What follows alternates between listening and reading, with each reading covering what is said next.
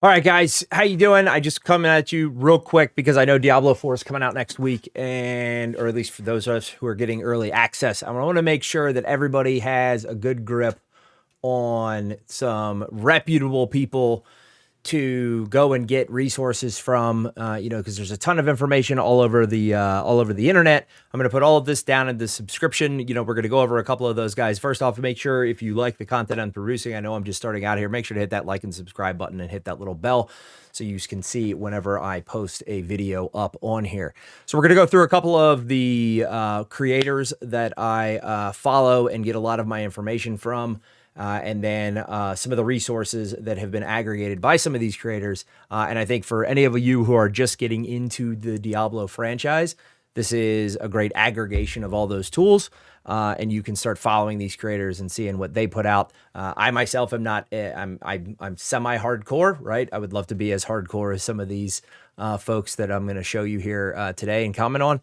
But they are the masters of what they do with that. So with that, let's go ahead and jump in really quickly and check this out. So first off up is Abby Hour Gaming. You can find her Abby Hour on Twitch, on YouTube, on Twitter. Abby puts out an amazing content all over the place for Destiny. And she is what I like to call her the queen of the build whenever she stops by my channel. This is her first Diablo game, but she puts out an amazing set of content. She loves all of these things with quite a passion, so make sure to check her out. I've known Abby for a very, very long time, since the Borderlands days. The next creator, many of you may know if you've been around my channel for a while, is Moxie. Moxie is an amazing Borderlands player. He's an amazing streamer. He's an amazing content creator. And he is now getting into Diablo, and he started to do a series on Diablo, and there will be a lot more content come from him. He has a really good way of relating what the skills are and how they work for everybody. So you can really get into that and drive into his builds. And he's a phenomenal content creator there. Next, we have Don the Crown. So this is the first of the super hardcore Diablo players. Don is an amazing streamer. He's an amazing content producer. I've been following him for a while.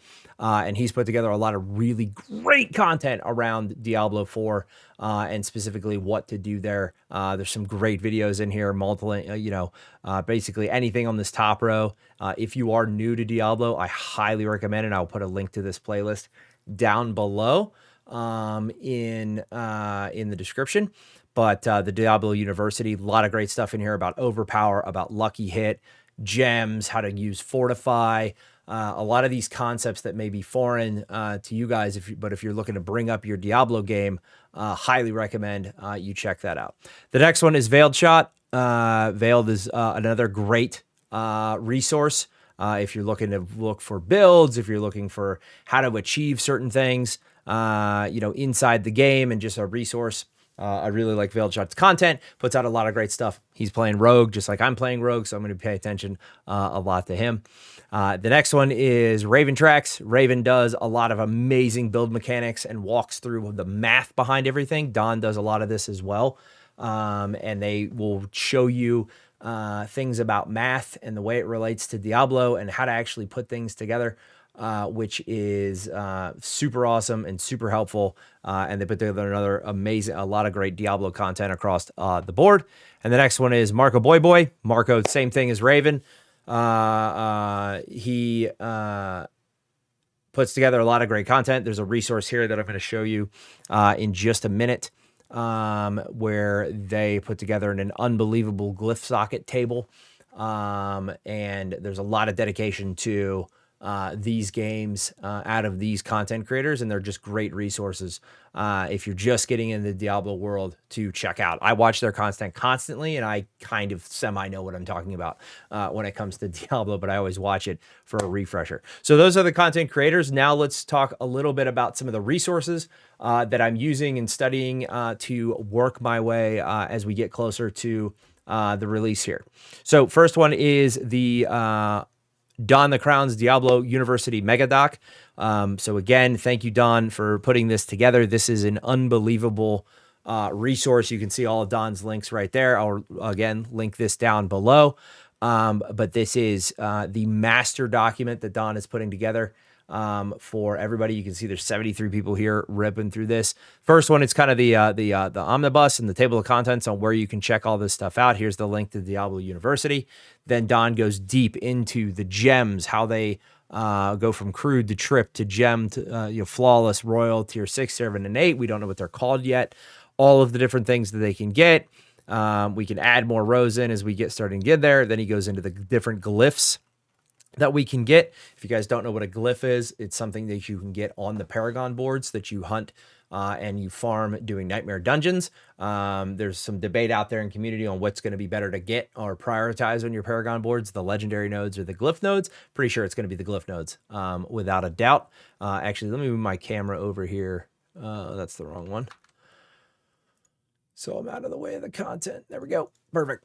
With that, and he goes through deep on the barbarians, the druid, you can see all of this. And then he goes back down in here on the GS for the barbs, right? All the glyph nodes, the sockets, the points, how to, the best Paragon boards for strength, for intelligence, for willpower, for dexterity, which ones to run there, depending on what your build is going to be. And you can learn more about that in the Diablo diversity thing, or any of these creators will also get in there. But he goes through all of the different classes on there. Then he goes through the lucky hit calculations, which is just, absolutely crazy. What to do with obols, how to get them, how to best gamble with them.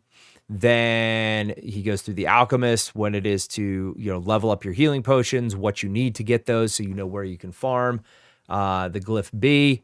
Versus some of this other stuff. This one's not done. This is always a work in progress. All Legos that we know about so far. So this is everything that we found, aspects, what they do. This is an unbelievable resource. And then all of the different altars as we continue to find them, and the bonuses that they bring. And these are the altars of Lilith, of course. The next one is the Diablo 4 build calculator. I'm going to show you guys two different calculators here. This is from the ones over at Lothric. Lothric is an amazing data miner, and they put together a ton of great content. But you can go in here, and this is the one that is most updated frequently directly from the builds of the game, right? So when we preload on the 30th next week, this is going to be a huge piece of content. This is going to get updated very quickly, and it's going to be super cool to see all the different changes that comes in here. But if we just jump into Rogue, a little bit partial, it's going to give you a great skill calculator over here, so you can build out your skill trees. You can do some theory crafting and things like that around what you want to do, how you want to get your build done. You can reset Rogue, Basic. What are you trying to do? Agility. It'll jump to the different nodes in the skill tree. But the thing I like about this is you can very easily get to all of the different aspects. So if you don't know what aspects are, those are the affixes on legendary weapons that change the behavior of the way certain skills work.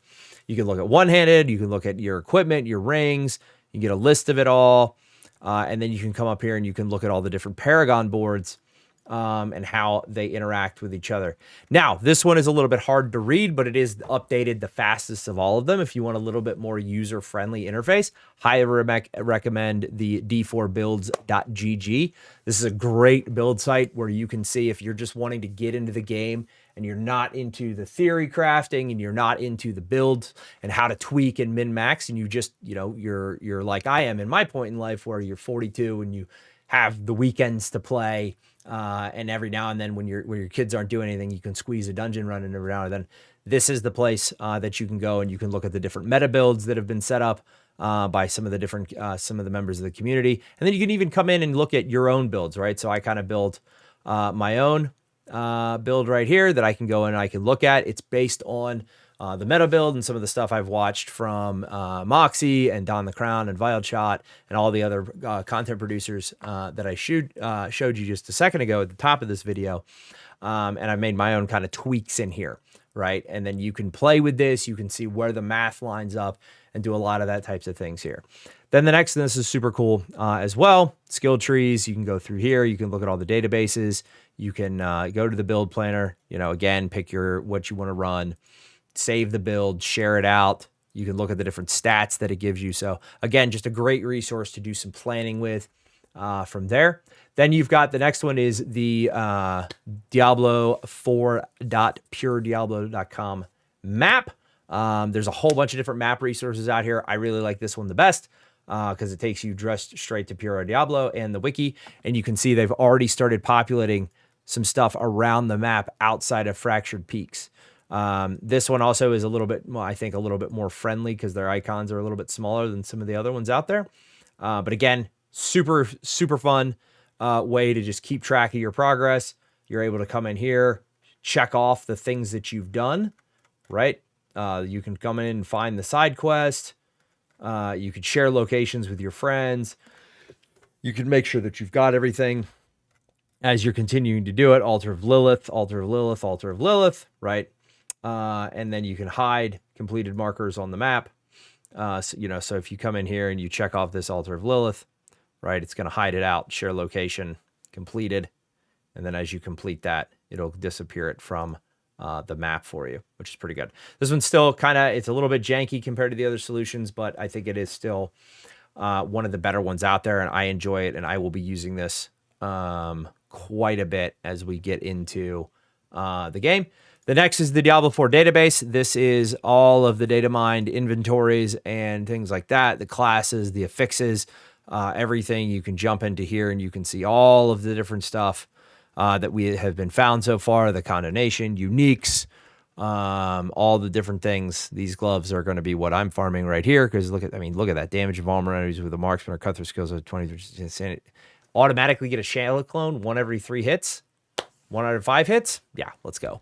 On a lucky hit, wow. I mean, that's a huge damage boost right there. Anyway, I think everybody's going to be farming for that one.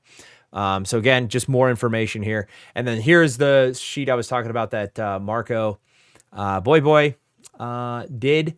And this right here gives you all of your glyphs. Here's an explanation of what's going on. I highly recommend you guys take a look at this for the video explainer.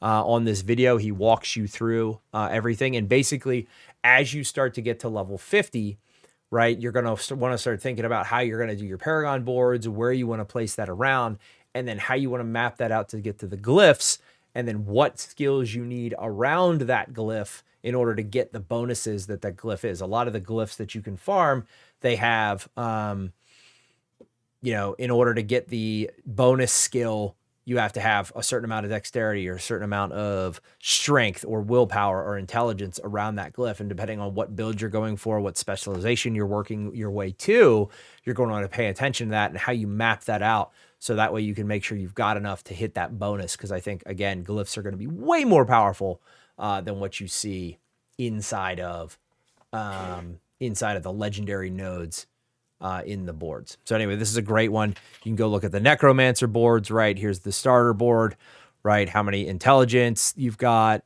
what you're looking for there. I can't remember what the thing is, but green is code explanation. Best is green, good, decent, bad. And then you've got your damage modifiers and your survivability modifiers. So if you go and look at Rogue here, the best ones you've got for dexterity, across the board, dexterity is pretty good. For Rogue, because that's our primary stat, just like it has been always before. And then you can see down here all of the different exploits and weaknesses around the board. So again,